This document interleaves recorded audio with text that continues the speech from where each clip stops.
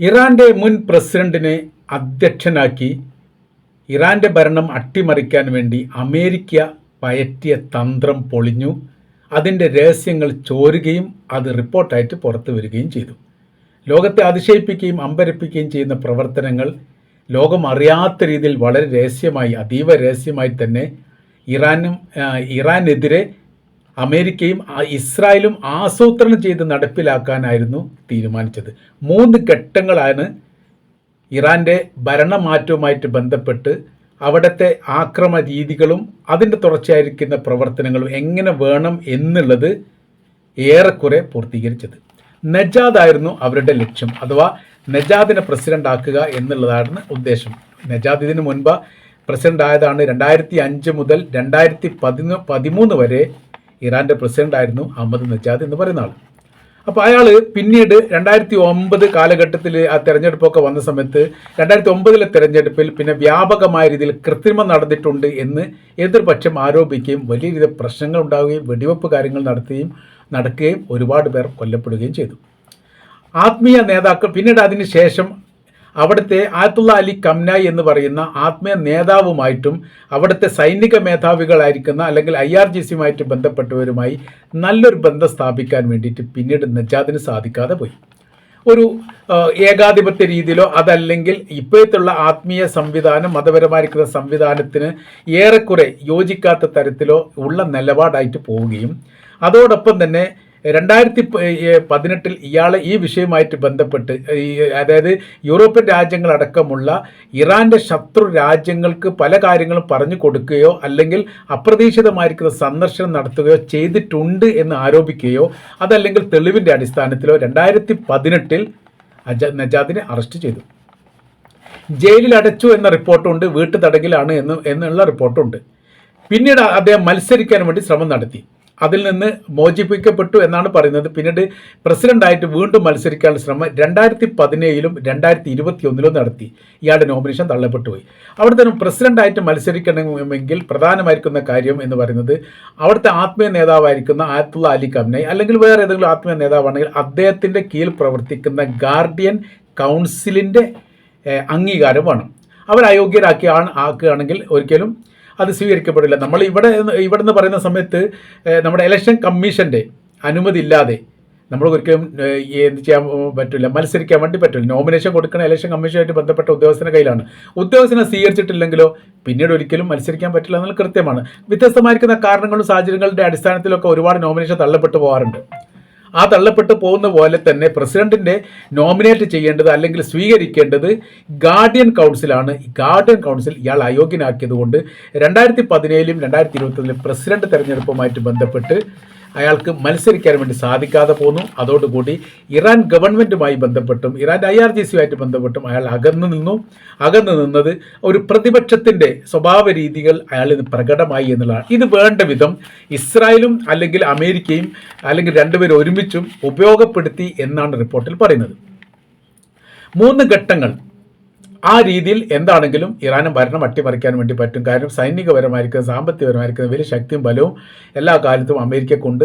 മാത്രവുമല്ല ചുറ്റുപാടുള്ള രാജ്യങ്ങളൊന്നും ഒരിക്കലും അമേരിക്കയ്ക്ക് എതിർ നിൽക്കില്ല. ഈ ഒരു പ്രശ്നം റഷ്യയുടെയും ചൈനയുടെയും നേരിട്ടുള്ള പ്രശ്നമല്ലാത്തത് കൊണ്ട് അവർക്ക് ഇടപെടാൻ പരിമിതികളുണ്ട്. അല്ലെങ്കിൽ അമേരിക്കയാണ് ഇടപെട്ടത് എന്നതുകൊണ്ട് തന്നെ ഒരിക്കലും അവർ രണ്ടുപേരും ഇടപെടില്ല. അതോ ഇറാഖിൽ എങ്ങനെയാണോ തങ്ങൾക്ക് ചെയ്യാൻ വേണ്ടി സാധിച്ചത് സമാനമായിരിക്കുന്ന സ്ഥിതിവിശേഷം ഉണ്ടാവും. അതിൻ്റെ മുൻകൂട്ടിയുള്ള ഒരു സെമി ഫൈനലാണ് ഈ വെനിസുലയുമായിട്ട് നടത്തിയത്. ഈ പ്രസിഡന്റ് തട്ടിക്കൊണ്ടുപോയത് സിമ്പിളാണ്, അവരെല്ലാം കണക്ക് കൂട്ടിയത്. അപ്പോൾ യുദ്ധത്തിന് അതായത് വീട്ടുതടങ്കലുമായിട്ട് ബന്ധപ്പെട്ട് അയാൾ മോചിപ്പിക്കപ്പെടി പുറത്ത് ഇറങ്ങി നടക്കുകയും ചെയ്തിട്ടുണ്ട് എന്ന റിപ്പോർട്ടൊക്കെ ഇതിനിടെ പുറത്തു വന്നിരുന്നു. പല ഘട്ടങ്ങളിലും ഇയാൾ ഇങ്ങനെ വിദേശ രാജ്യങ്ങൾ സന്ദർശിച്ചിട്ടുണ്ട് എന്നുള്ളത് ഇവരുമായിട്ട് സംസാരിക്കാനുള്ള അവസരങ്ങൾ കിട്ടിയെന്നാണ് പറയപ്പെടുന്നത്. പാശ്ചാത്യ രാജ്യങ്ങളുമായി നിഗൂഢ ബന്ധം നജാദിൻ്റെ മേൽ ആരോപിക്കപ്പെട്ടിട്ടുണ്ട്. മൊസാദുമായി നജാദിന് ബന്ധമുണ്ടോ എന്ന് സംശയിക്കുന്ന തരത്തിൽ റിപ്പോർട്ട് പുറത്തു വന്നിട്ടുണ്ട്. വിദേശ രാജ്യങ്ങളിൽ സന്ദർശനം നടത്തിയത് വലിയ തരത്തിൽ ചർച്ച ചെയ്യപ്പെട്ടിട്ടുണ്ട്. യുദ്ധസമയത്ത് നജാദിൻ്റെ മൗനം, ഒരു പക്ഷത്തും ചേരാത്ത രീതിയിലുള്ള മൗനം എന്തുകൊണ്ടാണ് എന്ന് ആ സമയത്ത് തന്നെ വിമർശിക്കപ്പെട്ടതാണ്. അപ്പോൾ നമുക്ക് അതിൻ്റെ 3 ഘട്ടങ്ങൾ നോക്കാം. ആദ്യത്തെ ഘട്ടം, അമേരിക്കയും ഇസ്രായേലും സംയുക്തമായ രീതിയിൽ വ്യോമാക്രമണം ആരംഭിക്കും. ഫസ്റ്റിലത്തെ ഘട്ടം, നമ്മളെ കണ്ട ഫസ്റ്റിലത്തെ ഘട്ടത്തെ കുറിച്ചാണ് പറഞ്ഞത്. പരമാവധി നേതാക്കന്മാരെ വധിക്കുക. അത് നേതാക്കന്മാരുടെ ആത്മീയ നേതാക്കളെയും രാഷ്ട്രീയ നേതാക്കളെയും സൈനിക നേതാക്കളെയും അതോടൊപ്പം തന്നെ സൈനികർ താമസിക്കുന്ന ഇടങ്ങളെയും അവർ സൂക്ഷിക്കപ്പെട്ട ആയുധ മേഖലയും ഇതിനെല്ലാം ഒരൊറ്റ സമയം കൊണ്ട് തന്നെ അടിച്ച് തകർക്കുക എന്നുള്ളതാണ്. ഒരേ സമയത്ത് തന്നെ ചെയ്യുന്നത്. 1967 അറബ് ഇസ്രായേൽ യുദ്ധവുമായിട്ട് ബന്ധപ്പെട്ട് ഇസ്രായേൽ നടത്തിയിരിക്കുന്ന ആക്രമണം ഒരേ സമയത്താണ്. ഒറ്റ സമയത്ത് 100ഓളം യുദ്ധവിമാനങ്ങൾ വരുന്നു, ആക്രമിക്കുന്നു, തകർക്കുന്നു, തിരിച്ചു പോകുന്നു. അതാണ് യുദ്ധത്തിൻ്റെ ആദ്യത്തെ ഘട്ടം. ഏറെക്കുറെ യുദ്ധത്തിൻ്റെ അവസാന ഘട്ടം അത് തന്നെയായിരുന്നു. ഇതിന് സമാനമായിരിക്കും സ്ഥിതികൾ ഉണ്ടാക്കണം. അതോടൊപ്പം തന്നെ പരമാവധി നേതാക്കളെ വധിക്കുന്നു നമ്മൾ പറഞ്ഞു. പിന്നീട് ഇറാനെതിരെ പോരാട്ടത്തിന് കുർദുകളെ രംഗത്തിറങ്ങി. കുർദ് വിഭാഗം പല ഘട്ടങ്ങളിലും എന്താവുന്നുണ്ട്, അവിടെ സമര വിഷയങ്ങൾ സ്വന്തമായ രാജ്യത്തിന് വേണ്ടി പ്രശ്നങ്ങൾ ഉണ്ടാക്കുന്ന രാജ്യമാണ് കുർദ് വിഭാഗം. അത് ഇവിടെ ഇറാനിലുണ്ട്, ഇറാഖിൽ കൂടുതലുണ്ട്, തുർക്കിയിലുണ്ട്, ലെബനാനിൽ കുറച്ചുണ്ട്, അങ്ങനെയൊക്കെ ചിതറിക്കിടക്കുക. ഇവരൊക്കെ രാജ്യാതിർത്തിയുമായിട്ട് ബന്ധപ്പെട്ട ഭാഗങ്ങളിലാണ് എന്നുള്ളതാണ് ഏറ്റവും വലിയ പ്രത്യേകത. ഇറാൻ്റെ അതിർത്തിയിലാണ് കുർദുകളുള്ളത്, അത് ഇറാഖിൻ്റെ അതിർത്തിയാണ്, ഇറാഖിൻ്റെ അതിർത്തിയിലാണ് കുർദുകളുള്ളത്. പിന്നീട് ഈ തുർക്കി നോക്കുകയാണെങ്കിൽ തുർക്കിൻ്റെ അതിർത്തിയിലാണ്. ഈ 3 മേഖലകളും ചുറ്റിപ്പതിഞ്ഞിട്ടാണ് ഈ പറയപ്പെട്ട കുർദ് വിഭാഗമുണ്ട്. എല്ലാ കാലത്തും പ്രശ്നങ്ങളാണ്, വലിയ പ്രശ്നങ്ങൾ. ഏറ്റവും കൂടുതൽ പ്രക്ഷോഭവുമായിട്ട് ബന്ധപ്പെട്ട പ്രശ്നങ്ങൾ തുർക്കിയിലാണ് നടന്നത്. വലിയ വെടിവെപ്പും കാര്യങ്ങളൊക്കെ നടന്നിട്ടുണ്ട്. മനുഷ്യാവകാശ ലംഘനം എന്ന് പറയുന്ന വലിയ പ്രശ്നങ്ങൾ ഉണ്ടായിട്ടുണ്ട്. അങ്ങനെ റൂട്ടൊക്കെ പോയിട്ടുണ്ട്. അപ്പോൾ ഇവർ രംഗത്തിറക്കുക എന്നുള്ളതാണ്. അടുത്ത രണ്ടാമത്തെ ഘട്ടം എന്ന് പറഞ്ഞാൽ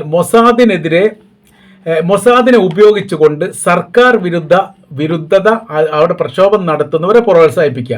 അവർക്ക് എന്താണോ വേണ്ടത് അതൊക്കെ ചെയ്തു കൊടുക്കുക എന്ന് ചുരുക്കം. വിമർശകരെയും തെരുവിലിറക്കുക. ഈ വിമതപക്ഷം ഉണ്ടാവും. എങ്ങനെയാണെങ്കിലും സർക്കാർ വിമതപക്ഷം രാജ്യത്തുണ്ടാവുമല്ലോ. അവരെ ഈ പ്രക്ഷോഭകാരികളോടൊപ്പം തെരുവിലിറക്കുക. 2 തരത്തിലാണ് പ്രക്ഷോഭം. ഒന്ന്, ഈ സാമ്പത്തിക നയങ്ങളും തൊഴിലിടങ്ങളുമായിട്ട് ബന്ധപ്പെട്ട വിഷയത്തിൽ എതിർക്കുന്നവരാണ്. സാമ്പത്തിക പ്രശ്നമാണ് അവിടെ ആദ്യം തുടങ്ങിയത്. അതിൽ വിമതപക്ഷം ഉണ്ടായിക്കൊള്ളണമെന്നില്ല. വിമതപക്ഷം എന്ന് പറഞ്ഞാൽ സർക്കാരിൻ്റെ ആ നയത്തിന് 100% എതിർക്കുന്നു, പുതിയ ഭരണ സംവിധാനം വരണം എന്ന് പറയുന്നവരാണ്. ആ വിമതപക്ഷ വിഭാഗത്തെയും പ്രക്ഷോഭകരോടൊപ്പം രംഗത്തിറക്കുക എന്നുള്ളത്. കുർദ് ആക്രമണത്തോടൊപ്പം തന്നെ രാഷ്ട്രീയ പ്രക്ഷോഭങ്ങൾ സംഘടിപ്പിക്കുക എന്നുള്ളതാണ്. വ്യത്യസ്ത തലത്തിൽ ഈ സമരം അനുബന്ധിച്ച് തന്നെ പ്രക്ഷോഭങ്ങൾ ഉണ്ടാക്കുക. പ്രക്ഷോഭങ്ങൾ ഉണ്ടാക്കാൻ ഒരുപാട് ആളുകൾ വേണ്ട, കുറഞ്ഞ വിഭാഗം മാത്രം മതിയല്ലോ. ഇതാണ്. പിന്നെ രാഷ്ട്രീയ അസ്ഥിരത സൃഷ്ടിക്കുക. ഈ 2ാം ഘട്ടത്തിൽ ഈ കാര്യങ്ങൾ ചെയ്യുക എന്നുള്ളതാണ്. ഇതിൽ പറയുന്ന കാര്യം 1ാം ഘട്ടം പൂർണ്ണമായ രീതിയിൽ ഏറെക്കുറെ അവർക്ക് വിജയിപ്പിക്കാൻ വേണ്ടി സാധിച്ചു. അഥവാ ഇസ്രായേലിൻ്റെ വ്യോമാക്രമണം, ഇസ്രായേലിൻ്റെ അമേരിക്കയുടെ വ്യോമാക്രമണം കൃത്യമായ രീതിയിൽ ലക്ഷ്യം കണ്ടു. ആത്മീയ നേതാവ് കൊല്ലപ്പെട്ടു, സൈനിക മേധാവികൾ കൊല്ലപ്പെട്ടു, ശാസ്ത്രജ്ഞർ കൊല്ലപ്പെട്ടു, അവരുടെ സൈനിക മേഖല കേന്ദ്രീകരിച്ച് ആക്രമിക്കപ്പെട്ടു. അതിൽ പാളിപ്പോയതൊന്നും മാത്രമേ ഉള്ളൂ, കുർദുകളെ രംഗത്തിറക്കുന്ന കാര്യത്തിൽ ഇസ്രായേലിന് വിജയിക്കാൻ വേണ്ടി സാധിച്ചിട്ടില്ല.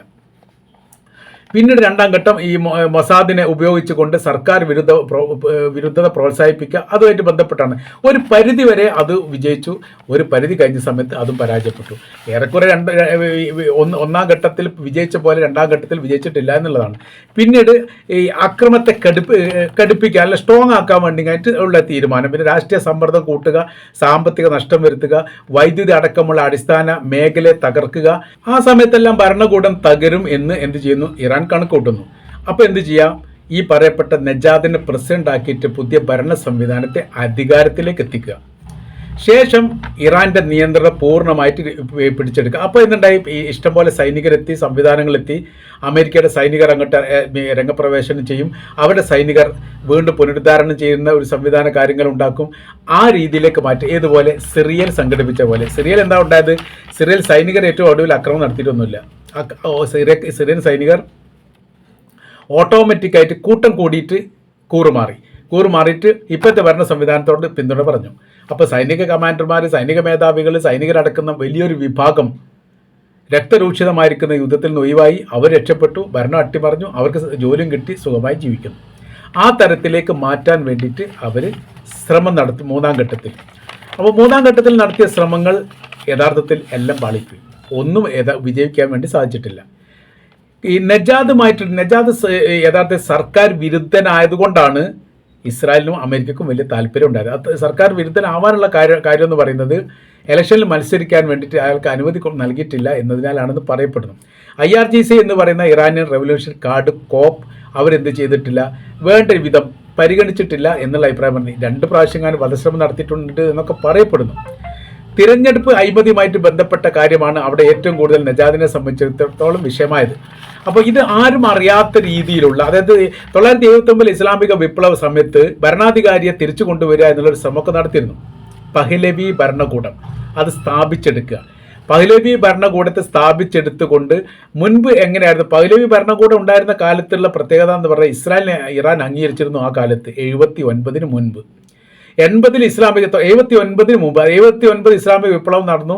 ആയത്തുള്ള അലി കൊമേനി ഭരണം പിടിച്ചെടുത്തതോട് കൂടിയിട്ട് ആദ്യം തന്നെ ഇസ്രായേലുമായിട്ടുള്ള ബന്ധം റദ്ദ് ചെയ്തു, അമേരിക്കയുമായിട്ടുള്ള ബന്ധം റദ്ദ് ചെയ്തു. ആ സമയത്ത് അവിടെ കുറേ അമേരിക്കക്കാർ കുടുങ്ങിപ്പോയിരുന്നു. ഈ അവരുടെ എംബസി കോൺസുലേറ്റുമായിട്ട് ബന്ധപ്പെട്ട് പ്രവർത്തിക്കുന്ന അമേരിക്കയുടെ ഉദ്യോഗസ്ഥന്മാരെ വിട്ടുകിട്ടാൻ വേണ്ടി 21ഓളം ആൾ വിട്ടുകിട്ടാൻ വേണ്ടി പിന്നെ ഒരുപാട് പ്രശ്നങ്ങളൊക്കെ നടന്നതാണ്. അപ്പോൾ ഇവിടെ നടന്നിരിക്കുന്ന സംഭവം എന്ന് പറഞ്ഞാൽ ഈ തരത്തിൽ നജാദിനെ കൂട്ടുപിടിച്ചുകൊണ്ട്, അതായത് നമ്മൾ പറഞ്ഞ പഹ്ലവി ഭരണകൂട സംവിധാനത്തിന് വേണ്ട അത്ര രീതിയിലുള്ള പിന്തുണ ഇറാൻ്റെ രാജ്യത്തു നിന്ന് ലഭിക്കുന്നില്ല. അതാണ് അവിടെ ഏറ്റവും വലിയ വിഷയം. പല രീതിയിൽ അവർ ശ്രമങ്ങൾ നടത്തി. അപ്പോൾ ലഭിക്കാതെ നിന്ന സമയത്ത് പിന്നീട് അവരെ പ്ലേറ്റ് മാറ്റിയിട്ട് അവരെന്ത് ചെയ്യുന്നുണ്ട്, അവിടെയുള്ള ഒരാളെ ആരെ ഭരണാധികാരി ആക്കും എന്നതിനെക്കുറിച്ച് ആലോചിച്ചു. ഈ പഹ്ലവി ഭരണകൂടം വെച്ചാൽ അയാൾ ഇതിനൊക്കെ പ്രസിഡൻ്റായിട്ടൊക്കെ റെഡിയായി നിന്നതാണ്. പേരിൻ്റെ കോട്ടൊക്കെ മാറ്റി കഴിഞ്ഞിട്ട് ഈ സോഷ്യൽ മീഡിയയിലൊക്കെ സജീവമാകുന്നു, ഈ ഇറാനിലെ ജനങ്ങളോട് സംസാരിക്കുന്നു, നിങ്ങൾ ശാന്തരായിരിക്കും, ഞാനിതാ വരാൻ പോകുകയാണ്, പുതിയ ഭരണ സംവിധാനം ഉണ്ടാവും. യൂറോപ്യൻ സംസ്കാരം കൊണ്ടുവരിക എന്നുള്ളതായിരുന്നു പഹ്ലവി രാജവംശം അവിടെ ചെയ്ത ഏറ്റവും വലിയ വിഷയം. അതുകൊണ്ടാണ് വിപ്ലവം അവിടെ ഉണ്ടാകുന്നത്. 100% എന്ന് പറയുന്ന പോലെ തന്നെ മുസ്ലിങ്ങളുള്ള കൃത്യമായിരിക്കുന്ന ഇസ്ലാമിക ദർശനവും കാഴ്ചപ്പാടുമുള്ള ഒരു രാജ്യത്തെ ഈ യൂറോപ്പ് വൽക്കരിക്കുക എന്ന രീതിയിലേക്ക് മാറ്റിയ സമയത്താണ് അവിടെ വിപ്ലവം ഉണ്ടാകുന്നത്. അപ്പോൾ ആ രീതിയിലേക്ക് വീണ്ടും മാറ്റാൻ വേണ്ടിയിട്ടാണ് നിങ്ങൾ റെഡിയായി നിൽക്കുമെന്ന് പറഞ്ഞത്. അപ്പോൾ പക്ഷേ ജനങ്ങളെ സംബന്ധിച്ചിടത്തോളം അവർ പിന്തുണയില്ല എന്ന് മനസ്സിലാക്കിയ അമേരിക്ക കളം മാറ്റി ചവിട്ടി നജാദിനെ പ്രസിഡന്റ് ആക്കാൻ വേണ്ടിയിട്ട് തീരുമാനിച്ചു. അങ്ങനെ ആ സമയത്ത് എന്തായി, നജാദിന് പ്രസിഡന്റ് ആവാനും പറ്റി, അമേരിക്കയുടെ താല്പര്യങ്ങൾ വിജയിക്കുകയും ചെയ്തു, അവിടുത്തെ ഭരണകൂടം ഇല്ലാതാവുകയും ചെയ്തു, പെട്രോളിയമായിട്ട് ബന്ധപ്പെട്ട കാര്യത്തിന് നിയന്ത്രണം കിട്ടും, ഹോർമസുമായിട്ട് ബന്ധപ്പെട്ട വിഷയങ്ങൾ അവസാനിക്കും, അവിടെ വേണമെങ്കിൽ എന്ത് ചെയ്യും, ചുങ്കം അമേരിക്ക ചുമത്തും. ആ തരത്തിൽ അവരുടെ ഉദ്ദേശകാര്യങ്ങൾ വളരെ കൃത്യമായ രീതിയിൽ നടപ്പിലാകാൻ പോകുന്നു എന്ന് തന്നെയായിരുന്നു അമേരിക്ക വിശ്വസിച്ചത്. പക്ഷേ ഒന്നാം ഘട്ടത്തിലുള്ള വിജയം രണ്ടാം ഘട്ടത്തിൽ ഉണ്ടായിട്ടില്ല, മൂന്നാം ഘട്ടത്തിൽ തീരെ ഉണ്ടായിട്ടില്ല. പൂർണ്ണമായിരിക്കുന്ന പരാജയമാണ്. കാര്യം ജനങ്ങൾ സംഘടിച്ചില്ല, ഏകോപിച്ചില്ല, അമേരിക്കൻ വിരുദ്ധരായി ഓട്ടോമാറ്റിക്കായിട്ട് മാറി. അതോടൊപ്പം തന്നെ IRGC എന്ന് പറഞ്ഞാൽ അവിടുത്തെ സൈനികർ, ഈ ഗവൺമെൻറ് സൈനികർ വേറെ, പേഴ്സണൽ ട്രൂപ്പ് വേറെ, ഇവരെല്ലാവരും സംഘടിച്ചു, ഒന്നിച്ചു, ഏകോപിച്ചു. അവരുടെ യുദ്ധവുമായിട്ട് ബന്ധപ്പെട്ട പേർഷ്യൻ മിടുക്ക് കാണിക്കാൻ വേണ്ടിയിട്ട് പരസ്പരം അങ്ങോട്ടും ഇങ്ങോട്ടും മത്സരിച്ചു.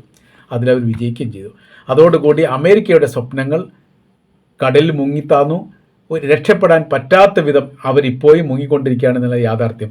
അപ്പോൾ അതുകൊണ്ട് നമ്മൾ കാണുകയും കേൾക്കുകയും മനസ്സിലാക്കുകയും ചെയ്യുന്നതിനപ്പുറമായ രീതിയിൽ രാജ്യഭരണം അട്ടിമറിക്കാൻ വേണ്ടിയിട്ട് കുതന്ത്രപരമായിരിക്കുന്ന പല പരിപാടികളും പല സമീപനങ്ങളും പല ഘട്ടങ്ങളിലും ഇസ്രായേലും അമേരിക്കയും ചേർന്നെടുത്തിട്ടുണ്ട്. ഒന്നും വിജയിച്ചിട്ടില്ല എന്ന് ചുരുക്കം. ഇതിൻ്റെ റിപ്പോർട്ടുകളൊക്കെ ഇപ്പോഴാണ് പുറത്തു വരുന്നത്. ഇതിൻ്റെ ഇടയിൽ തന്നെ പറഞ്ഞിരുന്നു നജാദ് ബോംബ് സ്ഫോടനത്തിൽ കൊല്ലപ്പെട്ടു എന്നുള്ളത്. യഥാർത്ഥത്തിൽ കൊല്ലപ്പെട്ടിട്ടില്ല. അയാൾ താമസിക്കുന്ന ഇടത്തേക്ക് ബോംബ് ഇട്ടു എന്നുള്ളത് യാഥാർത്ഥ്യമാണ്. ഇസ്രായേൽ സമ്മതിച്ചു. അതിൻ്റെ കാര്യം അവർ പറയുന്നത് അയാൾക്ക് അവിടെ നിന്ന് രക്ഷപ്പെടാനുള്ള മാർഗം ഉണ്ടാക്കി കൊടുക്കുകയായിരുന്നു ഉദ്ദേശം എന്ന് പിന്നീട് റിപ്പോർട്ട് വരികയും ചെയ്തു. ഏതായിരുന്നാലും ഇപ്പം നജാദ് ഇറാൻ്റെ കസ്റ്റഡി തന്നെയാണ് എന്ന് പറയപ്പെടുന്നു.